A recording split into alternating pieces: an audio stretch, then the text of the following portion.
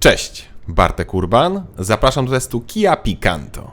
I to wcale nie jest nowa generacja Kia Picanto, tylko kolejne, drugie odświeżenie trzeciej generacji. Tak, auto wygląda dużo inaczej, a jednak to jest mocny lifting. Mocny i moim zdaniem świetny, bo ten front i tył, który jest nieco zapożyczony z większych modeli spalinowych, jak i elektrycznych, wygląda świetnie. I Picanto, moim zdaniem, stało się jednym z najładniejszych, jak nie najładniejszym przedstawicielem najmniejszej klasy samochodów. Popatrzcie na tą sygnaturę świetną. Naprawdę, wygląda to bardzo dobrze. Dodatkowo, ja mam wersję GT Line, czyli tą usportowioną, ale tylko wizualnie, tą, która wygląda na szybką. I tu miło, że producent wreszcie wywalił te atrapy wydechów, które były przed liftem, bo były paskudne. Zostały tylko atrapy w zderzakach, a także i atrapa dyfuzora. Przy mocy 80 koni, to ten dyfuzor raczej nie jest potrzebny, ale o osiągach będzie później. Teraz zerknijmy jeszcze na wymiary. Długość Picanto to 3,60 m, wysokość to 1,48 m, a szerokość 1,59 m. Rozstaw osi to 2,40 m, czyli wymiary są niemal takie same jak przed liftem, różnica to 1 cm długości ze względu na inne zderzaki. Pojemność bagażnika również jest taka sama i wynosi 255 litrów. Kufer jest mały, ale w takim aucie wystarczy. Jest drugie dno, a pod tym drugim dnem jest jeszcze miejsce na koło dojazdowe, podnośnik i klucze. Fajnie. Znalazłem też 4 haczyki na zakupy oraz z tego poziomu można położyć tylną kanapę, bo bagażnik jest na tyle krótki, że dosięgniemy tutaj z góry ręką. Podłoga wtedy jest niemal idealnie płaska. Wskakujemy więc na tył, gdzie o dziwo idealnie się mieszczę. Nad głową mam dosłownie 1 cm wolnej przestrzeni, ale się mieszczę, a mam 186 cm wzrostu. Zresztą na nogi też mam bardzo mało miejsca, ale powtórzę się, mieszczę się, co jak na tak małe auto jest plusem. Picanto też jest 5-osobowym autem, chociaż wiadomo, że na szerokość tutaj się ledwo 2 dorosłe osoby mieszczą. Nie ma też podłokietnika, jest jedno złącze USB typu C, są 2 miejsca z Isofixem oraz 1 gazetownik, tylko w fotelu pasażera. Nigdy tego nie rozumiem, ale w azjatyckich autach bardzo często jest tylko 1 gazetownik i tylko po stronie pasażera. I jest trochę piano black na drzwiach. Wskakujemy więc naprzód. Tutaj jest zdecydowanie wygodniej, bo jest więcej miejsca, ale pojawił się inny problem, jakim jest kierownica, regulowana tylko w jednej pionowej płaszczyźnie. A to oznacza, że nie każdy znajdzie idealnie wygodną pozycję. Mi się udało, ale wyobrażam sobie, że niektórzy mogą mieć tutaj problem. Teraz powinna być deska rozdzielcza, ale przeskoczmy lekko do cennika, bo to jest moim zdaniem ważne w odniesieniu do tego, co dostajemy. Otóż nowe Picanto startuje od 68 tysięcy złotych, czyli o 2,5 tysiąca złotych więcej niż przed liftem. Co więcej, jak widzicie, nie ma już najtańszego wyposażenia M, bo tam to było jeszcze o 5 tysięcy złotych tańsze. Dobra, te 2,5 tysiąca złotych, to dla takiego auta dużo, ale powiedzmy, że to nie jest największy problem.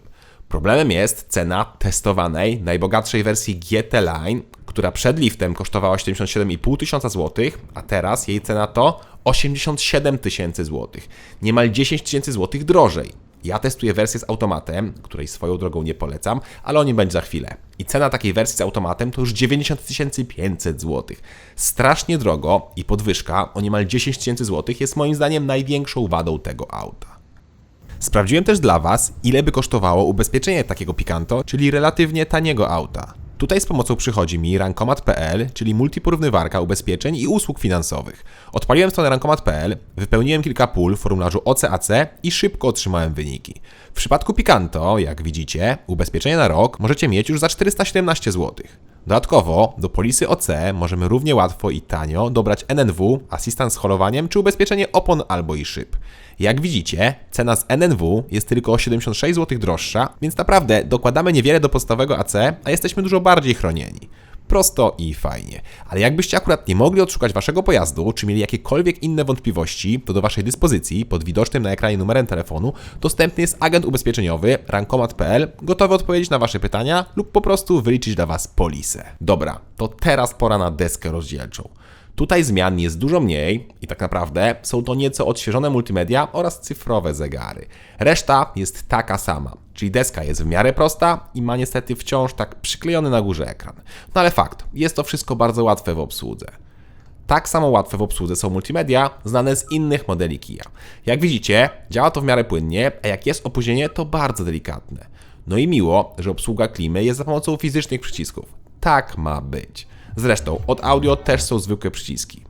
W ogóle Picanto to jest takie zwykłe auto, jedynie te cyfrowe zegary nieco tutaj nie pasują, bo są po prostu brzydkie. Jak już mają być cyfrowe, to wolałbym jakiś zwykły, klasyczny motyw. Warto też odnotować, że w tej wysokiej cenie jest też wysokie wyposażenie, bo są m.in. podgrzewane fotele, podgrzewana kierownica, bezprzewodowy Apple CarPlay i Android Auto, automatyczna klima, szyby w prądzie, bezkluczykowy dostęp i tak dalej. No ale nadal uważam, że jest za drogo. Sprawdźmy więc materiały.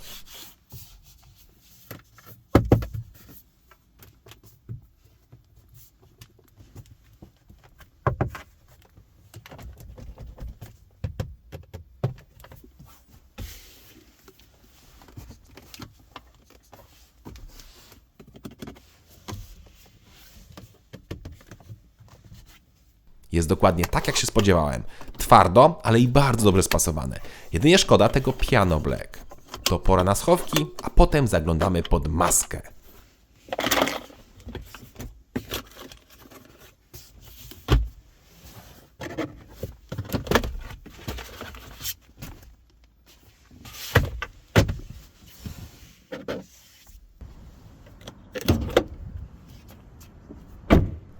A pod maską te same silniki co przed liftem, czyli dwie benzyny wolno ssące.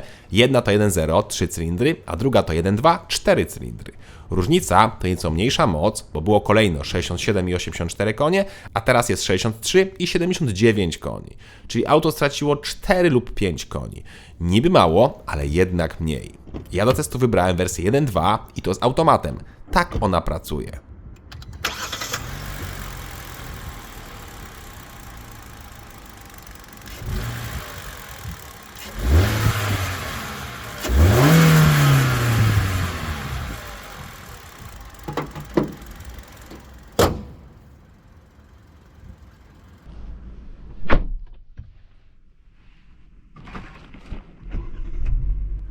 Silnik pracuje bardzo cicho i ma świetną kulturę pracy. W ogóle fajnie, że są 4 cylindry, które w tej klasie już coraz rzadziej występują. Niestety, ja mam automat, który ma kilka wad. Po pierwsze, jest to zautomatyzowana przekładnia manualna, a nie klasyczny automat. Plusem takiego rozwiązania jest jej trwałość oraz podobno są tańsze do produkcji, ale tego akurat w tym modelu nie widać. Minusem jest niestety jej praca, bo skrzynia szarpie przy zmianie biegów, czujemy jak auto przyspiesza, po czym wyczuwalnie zwalnia, jakby ktoś nas pociągnął do tyłu i znowu przyspiesza. Ale żeby było zabawniej, na przykład reakcja na gaz i redukcja jest bardzo szybka. W tym modelu moim zdaniem jest szybsza niż wiele współczesnych dwusprzęgłowych przekładni.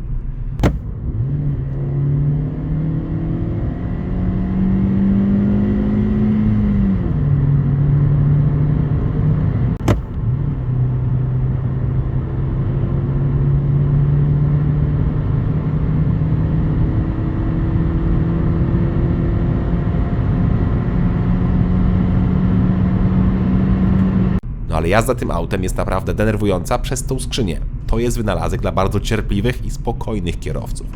No i wolnych, bo przyspieszenie do setki z automatem to według producenta 16,5 sekundy, a z manualem to jest 13,1 sekundy. Tak, niemal 3 sekundy różnicy. Co więcej, przed liftem Picanto z tym samym silnikiem i automatem robiło setkę w 15,7 sekundy, czyli 0,8 sekundy szybciej. Teraz jest wolniej. Sporo i nie sądzę, że to tylko dlatego, że mamy te 5 koni mniej. Masa własna też jest podobna i auto waży 7 kg więcej niż poprzednik, czyli 916 kg. No cóż, pora sprawdzić przyspieszenie. Zwróćcie uwagę, że na 48 oraz 83 km na godzinę na chwilę będziemy zwalniać, tak jakby była stop-klatka na tych prędkościach, wtedy następują zmiany biegów. Przy 135 na godzinę też jest zmiana i wtedy nawet na liczniku widać, jak prędkość spada do 134. No tak świetnie działa ta skrzynia.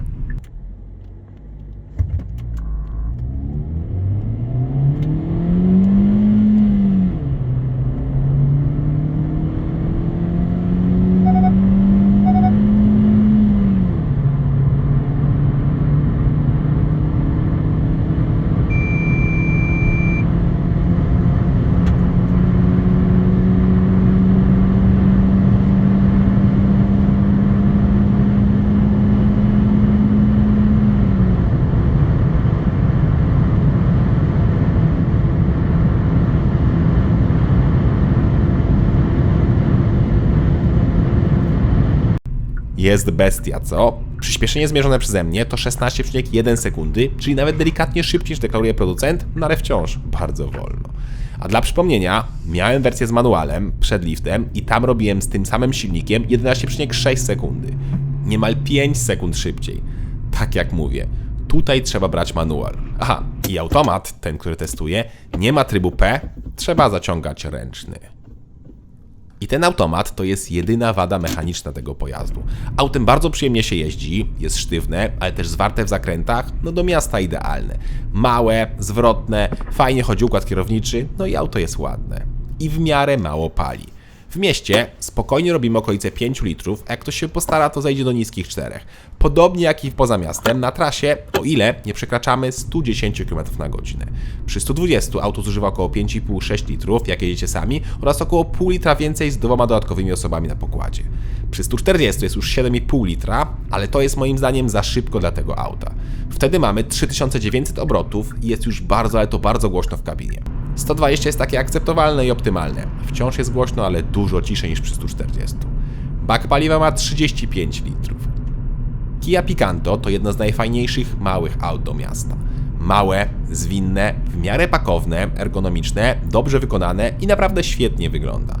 Niestety, wadą jest automat, który działa po prostu źle, ale tu rozwiązanie jest proste. Trzeba wybierać manual. Gorzej jest z ceną, bo tutaj jak wybierzemy pełne wyposażenie i ten automat, to ta jest super wysoka i wynosi ponad 90 000 złotych.